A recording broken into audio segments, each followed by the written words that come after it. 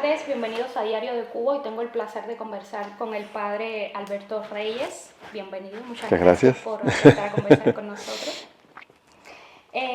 Como le comentaba usted en una entrevista anterior a Diario de Cuba, a raíz de la marcha que sucedería en Cuba el 15N, estuvo comentando la parte esa de que está allí, de que vive lo Sí, que pasa desde sí, sí. allí, que no es, por ejemplo, como yo que sufro el país desde aquí, usted sufre el país desde allí. Y usted estaba comentando en esa entrevista sobre la situación de los derechos humanos. Han pasado casi 2 años. Ujú. ¿Podría comentarnos ahora mismo cuál es la situación de los derechos humanos en Cuba? Por ejemplo, en Camagüey están presos activistas como Aniel González o como la Mambisa Gramontina. ¿Podría comentarnos o entender cuál es la situación de los derechos humanos? Yo creo que ha empeorado mucho. Es decir, a ver, el 11 de julio nos sorprendió a todos, incluso al gobierno. Y yo creo que el gobierno está muy interesado en que eso no vuelva a suceder. De ahí se explica todo el despliegue que impidió que en Cuba nadie, se moviera nadie el 15 de noviembre, porque el país estaba militarizado totalmente. Yo creo que a partir de esa época para acá hay como una hipersensibilidad con todo lo que pueda significar una revuelta, una protesta. Entonces, en ese sentido, yo creo que ha aumentado la represión y ha aumentado lo que yo llamo el espíritu represivo. Es decir, no es solo que ante cualquier manifestación inmediatamente pongan todos los medios para desarticularla, porque manifestaciones sigue habiendo a lo largo de todo el país, sitios distintos. No es solo este, este continuo llamar personas por parte de la seguridad del Estado para advertirles, para amedrentarlos, etcétera, sino que se vive como en un estado permanente de alerta, ¿no? De hecho, hay mucha gente que no se atreve ya a dar su opinión política en redes sociales. Es como un miedo mayor a hacer algo que te vea envuelto en una posible represión del gobierno. Entonces yo creo que en ese sentido ha aumentado el espíritu represivo y hay menos libertad.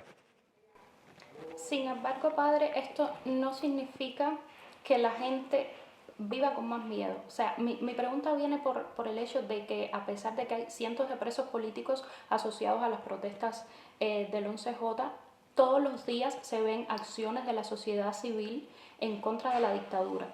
Es decir, que hay un aumento de la represión puede estar intrínsecamente relacionado con el miedo de la gente. La gente tiene más miedo, tiene menos miedo. Se le ha perdido como el respeto, ese respeto a la dictadura, ese respeto a hablar bajito, a decir bajito Díaz Canel, a decir bajito Fidel Castro. Se ha perdido ese respeto. A ver, yo creo que los dos fenómenos se están dando a niveles diferentes. Es verdad que prácticamente todos los días en un sitio u otro hay alguna manifestación. Es verdad que hay más gente dispuesta a no callarse, incluso a enfrentarse a situaciones, digamos, de confrontación, más dispuestas a confrontarse con los órganos de la seguridad o incluso con la policía. Pero hay mucho miedo. Cuba sigue siendo un lugar con mucho miedo, Cuba sigue siendo un lugar donde se habla bajito, Cuba sigue siendo un lugar donde muchos padres y madres le dicen a los hijos, cuídate, no te metas en problemas, no digas esto. Yo cuando hablo con ellos le digo, tú eres consciente que le estás diciendo a tus hijos, sométete, sigue siendo esclavo, pero se encogen de hombro y es que yo quiero lo mejor para mis hijos. Cuba sigue siendo un lugar de muchísimo miedo, de muchísimo miedo. Y yo creo que también sigue siendo un lugar de mucha indefensión aprendida. Es decir, esta frase de aquí no hay nada que hacer, aquí lo que hay es que irse, esto no hay quien lo cambie, eso sigue siendo una frase común y que uno nota en muchas personas convencidas. Entonces, no. A ver, yo creo que puede haber otro 11 de julio en cualquier momento, pero nos volverá a sorprender, porque a nivel de calle, a nivel de lo que conversas día a día, a nivel de la vida común, hay mucho miedo y mucha indefensión. Y en ese contexto de falta de libertades y de represión, ¿cuál es el papel que juega la Iglesia? A ver, la Iglesia tiene un papel fundamental en Cuba y en toda sociedad, que es predicar el Evangelio. Porque cuando una persona predica el Evangelio, se libera. De hecho, tenemos esa frase preciosa de Jesucristo que dice, ustedes conocerán la verdad y la verdad los hará libres. Entonces, yo creo que cuando una persona hace una experiencia de fe, pues se pone automáticamente en condiciones de hacer el bien, pase lo que pase, de defender la verdad, pase lo que pase, de comprometerse con la justicia, pase lo que pase. Entonces yo creo que la Iglesia está haciendo lo que tiene que hacer, que es predicar el Evangelio, que es inmensamente liberador. De hecho, es decir, ¿qué hizo San Juan Pablo II en Europa y en el mundo? Recalcar los valores del Evangelio. Y eso fue creando como un fermento de, a ver, quiero esto, no lo otro. Además de eso, la Iglesia, ¿qué está haciendo? Ayudar a pensar y ayudar a la gente a reflexionar y a salir de ese letargo, de esa rutina en la cual la vida se convierte en sobrevivir, en resolver los problemas del día. No, yo creo que la Iglesia, a través de infinidad de cosas, escritos, redes sociales, encuentros, retiros, está ayudando a la gente a pensar y a tomar conciencia de quiénes son, de cuál es la situación y de qué se puede hacer. Y lo otro que está haciendo la Iglesia es acompañar. Está acompañando mucho a las familias de los presos políticos, está acompañando mucho a personas que están siendo perseguidas. La Iglesia está allí acompañando desde el silencio, pero presente acompañando a todas esas personas. Usted me dice en su respuesta que Cuba tiene como las condiciones dadas para que podría ocurrir otro 11J. Yo creo que sí. Usted que está allí, ¿cree o tiene esperanza en que suceda un cambio que sea pronto y que no sea un cambio violento en Cuba? Estoy hablando de una caída del sistema, una transición a lo interno que vaya a que el status quo actual cambie. Yo lo quiero, lo deseo, lo espero y lo esperaré siempre, pero desde un punto de vista puramente humano, de lo que uno ve, al menos hasta donde yo puedo ver, no hay en este momento, pienso yo, ningún signo externo que haga prever esto que tú dices. Es decir, yo creo que el discurso del gobierno sigue siendo de continuidad, sigue siendo de mantener la misma línea. No hay ningún discurso, nada que puedas leer entre líneas, ningún mensaje, ninguna acción, nada que pueda hacer prever que se está preparando un cambio. Con lo cual, el gran peligro es que esto termine en un estallido social violento, que nadie quiere.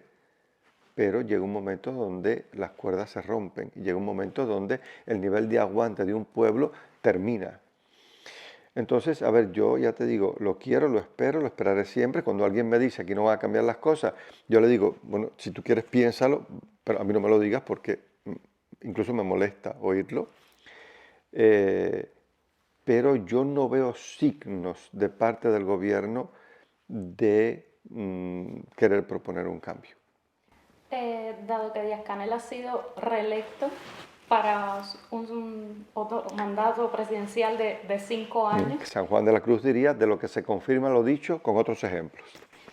que ha sido el presidente además que llamó en televisión nacional al enfrentamiento Sí. entre los cubanos. Si usted pudiera cerrar los ojos y pensar en una Cuba ideal, en una Cuba que usted quiere ver, también usted está en el centro del país, o sea que tiene la mirada menos capitalina, que los medios de comunicación casi siempre tienden a tener una mirada cosmopolita, Sí. muy capitalina, usted está en el centro del país. Si usted cierra los ojos y pudiera imaginar esa Cuba que usted desearía que fuera, ¿cómo sería esa Cuba? A ver, pues una Cuba en libertad. A ver, somos un pueblo eh, creativo, somos un pueblo alegre, somos un pueblo capaz, capaz para lo bueno y capaz para lo malo. Somos un pueblo capaz. Yo sueño con una Cuba libre, democrática, con esa libertad para opciones políticas donde podamos todos tener las mismas oportunidades políticas y por supuesto una Cuba que desde la libertad entre en una prosperidad económica que permita al cubano desplegar todo lo que es. También quisiera, porque esto sí va a haber que trabajarlo mucho, una Cuba vuelta a Dios. O sea, yo lo he dicho en todos los momentos en que me han preguntado sobre estas cosas, yo creo firmemente que el mayor error histórico de nuestra isla fue, a partir del año 59, desplazar a Dios y volver la espalda a Dios y pretender construir un paraíso sin Dios. Paraíso ha terminado siendo un infierno. Entonces me preocupa mucho que nosotros pasemos de la dictadura del marxismo a una dictadura de lo material, del afán de lucro, del afán de solamente de avanzar en lo económico, porque una economía sin Dios crea otras cadenas, crea otras cárceles.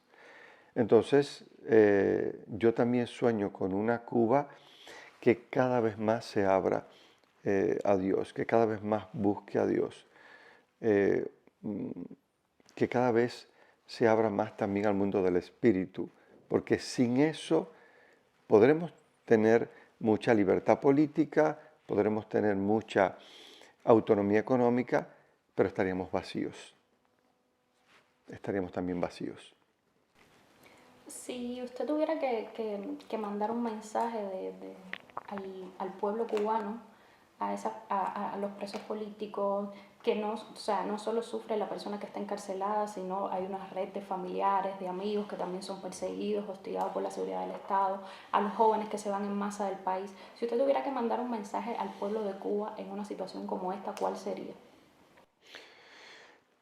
Pues te voy a responder con un cuento que a mí me gusta mucho. Dicen que hubo examen en el infierno para aspirantes a demonio. Y la pregunta era una sola. ¿Qué harías para destruir un ser humano y quedarte con su alma? Vino el primer candidato y le dice al demonio, alcohol y drogas. Y dice el demonio, bien, ha funcionado. Es bueno porque llega a destruir la familia, pero mira, después se meten en Alcohólicos Anónimos, en asociaciones antidrogas, cuando salen quieren recuperar no solo ellos, sino a los demás. No, eso no es infalible, no estás preparado para ser demonio, sigue estudiando. Y en el segundo, ¿tú qué harías? Dice, pues yo lo obsesiono con la pornografía. Dice, bien, poco clásico, pero bueno, ha funcionado.